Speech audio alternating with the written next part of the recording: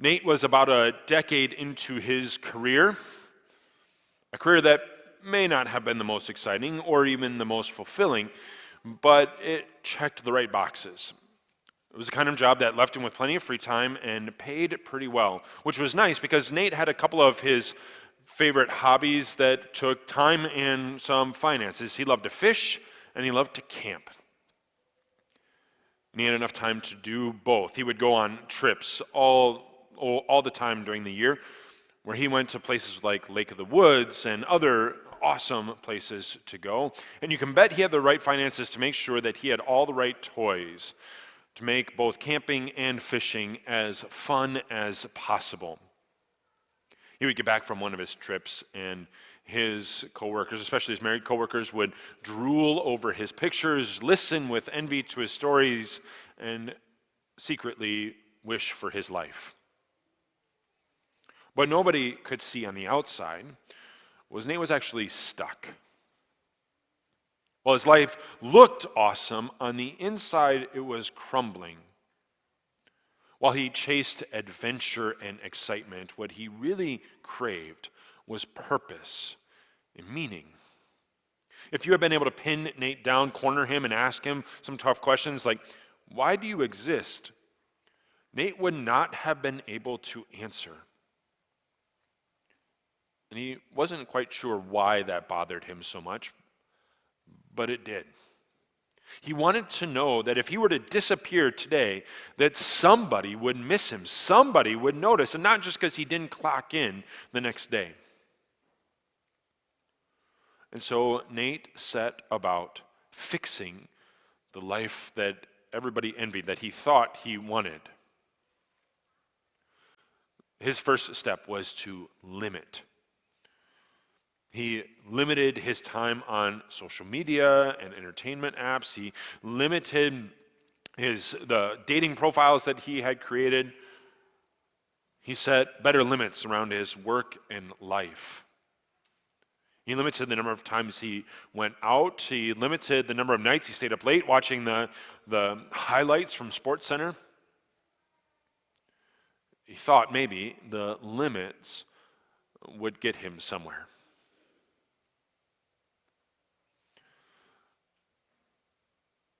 God took a similar approach in the early days of humanity, and he needed to because humanity was stuck, just like Nate was. The crown of his creation, the caretakers of the garden, had fallen into a hole and were not making any progress in getting themselves out. See, God had created everything in perfection, and he had set over his creation human beings, Adam and Eve and all their descendants, to care for that creation, to make sure that there was a reflection of God in every corner of the globe. See, God wanted, through human beings, everything, everywhere, to know what it was like to be cared for by God himself. And then it all fell apart. Those first people, Adam and Eve, had traded in pursuing God's purpose and instead pursued their own pleasure. There came a point when asked the question, "Why do you exist?" when their answer was, "To take care of me and to get mine." And they introduced into God's perfect creation breaking. The Bible calls it sin. And it wasn't just Adam and Eve, but it was their children and their grandchildren after them. And so God intervened. Genesis chapter 6, where we're going to be taking a close look at today. So if you've got a Bible or Bible app open, we're going to be looking at Genesis 6, 1 to 8. You can open there.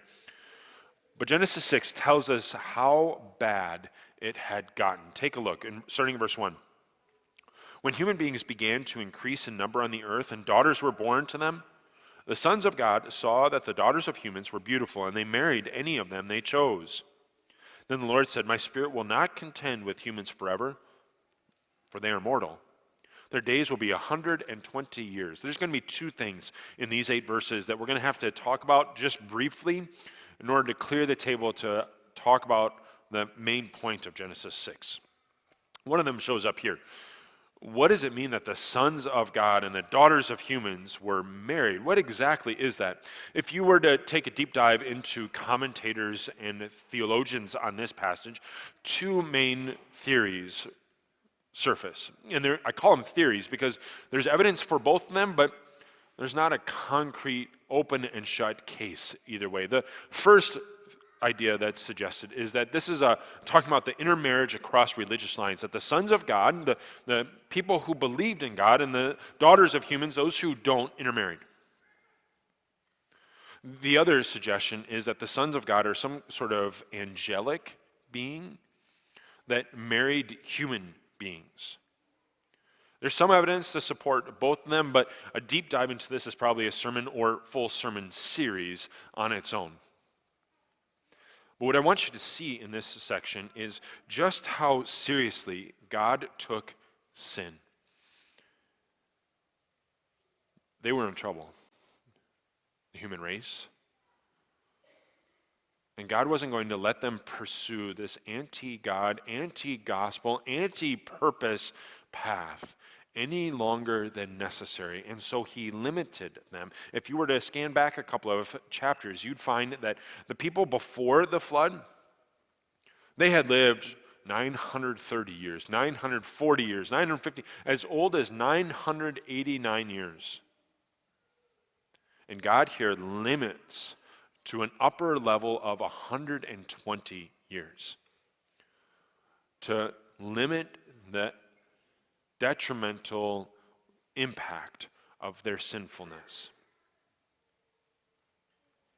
Go back to the story of Nate.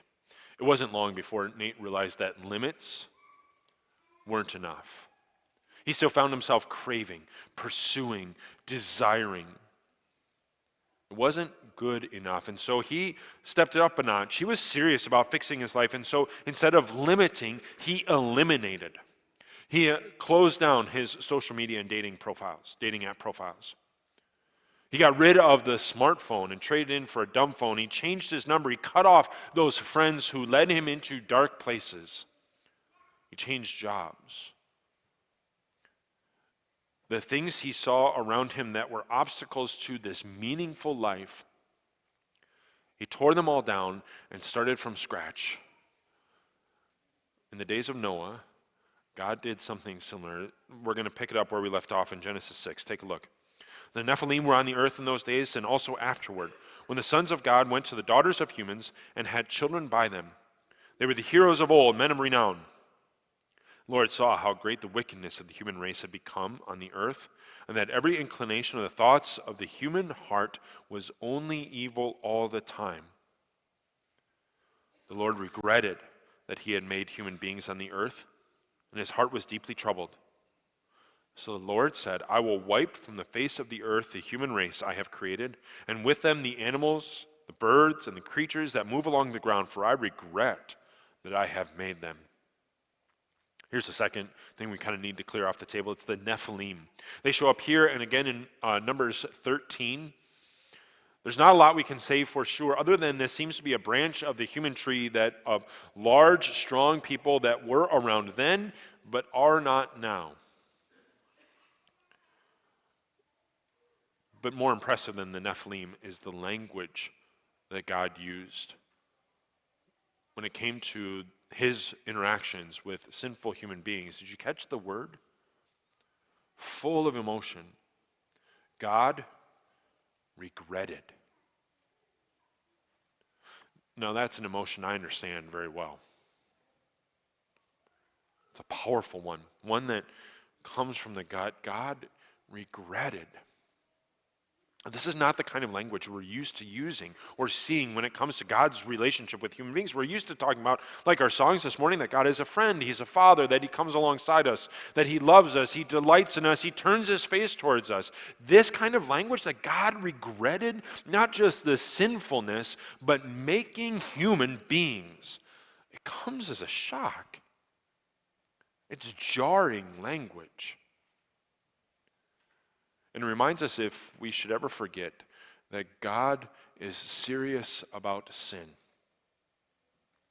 So serious, in fact, that he committed himself to wiping out humanity.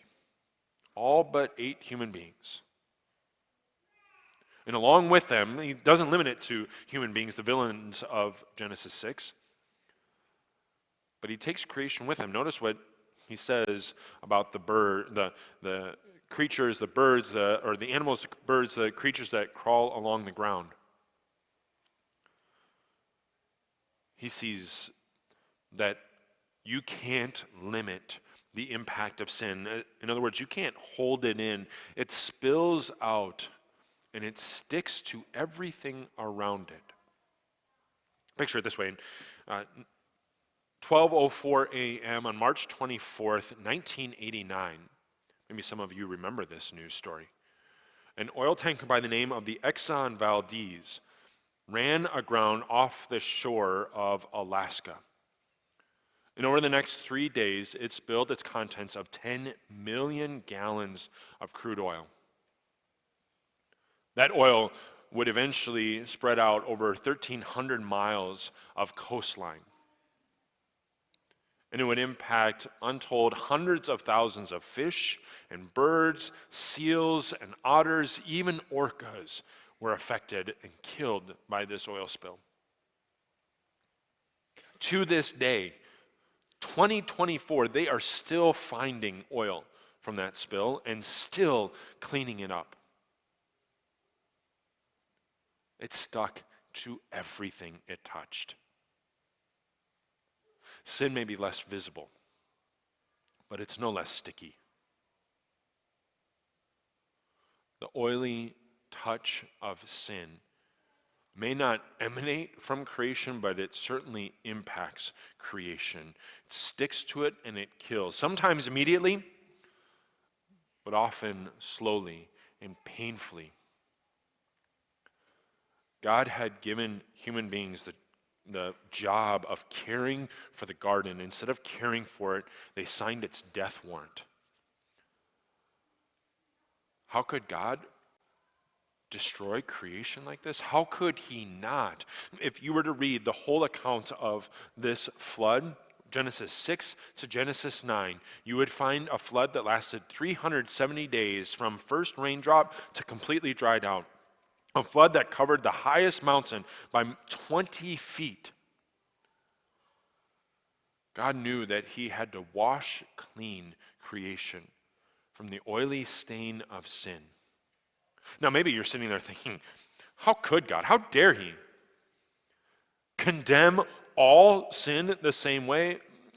Granted, there are sins that deeply impact a lot of people and probably deserve this kind of treatment, this kind of judgment. I think of the genocidal authoritarian, or the mass murderer, or the pornography producer. But a lot of sin, who does it hurt if I'm a little bit bitter? Who does it hurt if I daydream about the pretty waitress from lunch? Who does it hurt if I give in to anger once in a while? Are you really saying, is Genesis 6 really saying that God punishes the mass murderer the same as someone who is a little bit bitter? That seems unfair. But you've got to see it from God's perspective. See, God had crafted creation in this perfect harmony. And he had set over it protectors to make sure that that harmony would continue going on. And sin is a breakage of that harmony. Think of it this way. Years ago, I was a bartender at a wine restaurant. And I was there on day one. So I watched as the palette of Riedel glasses, I think that's how you pronounce it, Riedel glasses came in. These are supposedly the best of the best. They're incredibly thin crystal. They are expensive. They do miraculous things for wine, I guess. But because they are so thin, as a bartender, I hated them. They would break if you breathed on them the wrong way. And as someone who broke more than my fair share of that pallet of wine glasses, here's something that I learned. Whether it was a hairline crack that you could barely see and certainly couldn't feel, or it was a shattered glass, either way, the glass became useless. You can only throw it in the trash. God identifies that through the Holy Spirit as he writes through James in a much more sanctified way. He says, "For whoever keeps the whole law and yet stumbles at just one point is guilty of breaking all of it." A break is a break is a break. And God is serious about sin. But you want to know the crazy thing? A worldwide flood doesn't even begin to tell us just how serious God is about sin. To understand better, you'd have to fast forward a millennia or two and stand at the foot of Mount Sinai and hear God's voice boom from the mountaintop as he lays down hundreds of laws, dozens of sacrifices, so that over the course of the next 1,500 years of God's chosen people, they would sacrifice countless doves, sheep, goats, bulls, slaughtering them, laying them on an altar to cover over sin, but not for all that blood, not a single sin was washed clean. All that blood did was point to the fact that sin needs to be cleaned. God is serious about sin. He doesn't show it in the flood. He doesn't show it in the sacrifices. If you really want to know just how serious God is about sin, you would have to stand in a small town that we're going to be talking about a lot in the next couple of months. A town by the name of Bethlehem. Listen for a newborn cry. And then walk with him through the pages of those eyewitness records of Matthew, Mark, Luke, and John. Walk with him through the countryside of Galilee. Stand with him on the seashore as he preaches, and hear as the hammers ring, pounding nails into his hands and his feet. God was so serious about sin that he condemned his own son. God himself shed his blood, pouring out the only thing that can cleanse sin. God was serious about sin. And because he was, you're free from it. It no longer controls you. It no longer owns you. You are no longer slave to sin. He has set you free, washing you clean. The only sins that God can't clean are the ones that we keep away from him. Ones that we hide from him, that we protect from him. So if you want to follow Nate and get as serious as he was about his life, if you want to take the next step and actually get serious about sin, what it's going to take, it's not limitation, it's not elimination, it is confession. To bring that sin before God and let him cleanse it. Wash it so that you are clean. One of the questions that we're going to be asking throughout this series about these stories that seem so fantastic, they border on myth. Did they really happen? And you can ask that question of Genesis 6 of this flood, and the record proves beyond a shadow of a doubt, it did happen. Does it teach us a greater lesson? Absolutely it does. It teaches us that God is serious about sin. Make no mistake, sin cannot be normalized. It can not be minimized. It cannot be dismissed. The only thing that affects sin, that eradicates it, is cleansing it. So maybe it's time for you to get serious about sin. Something that you've been hiding and protecting from God, something that you have been pushing him away from. Get serious about that sin and confess it. And watch as God gets serious about saving you from that sin. Amen.